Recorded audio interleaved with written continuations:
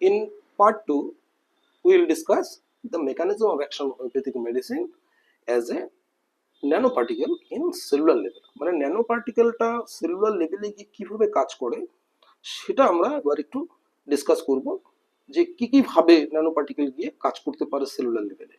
এখানে একটা কথা বলে রাখি যে দ্য টার্ম ন্যানো টেকনোলজি, এই টার্মটা কিন্তু ফার্স্ট এসেছিল, first introduce by Japanese professor Norio Taniguchi.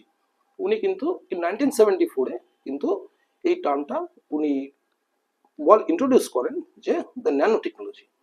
কিন্তু দেখুন যে আজকে 200 বছর আগে হ্যানিম্যান কিন্তু তার ফিলোসফিতে বই লিখে গেছেন যে medicine act dynamically on vital foods. কিন্তু ওখানে কিন্তু উনি রিয়েলাইজ করতে পেরেছিলেন যে আমাদের যে কনভেনশনাল সায়েন্সের বাইরে গিয়ে উনি বুঝতে পেরেছিলেন যে হোমিওপ্যাথি মেডিসিনে যে খুব সিম্পল সাবস্টেন্স রয়েছে, যেটা নাকি এই সেলুলার ফাংশনগুলোকে ইনফ্লুয়েন্স করতে পারে। বিয়ন্ড অফ অ্যাভোগাড্রোস ল, এই ধরনের কনসেপ্ট বাদ দিয়েও কিন্তু উনি বুঝতে পেরেছিলেন যে আরো ক্ষুদ্র স্টেটে অ্যাটম অ্যান্ড মলিকুল এমন একটা স্টেটে থাকতে পারে যে যেটা গিয়ে কিন্তু সেলুলার যে ডাইনামিক্সটাকে ইনফ্লুয়েন্স করতে পারে।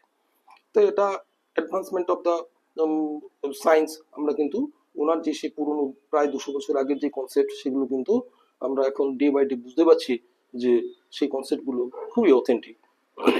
Thank you. এবার আমরা দেখব যে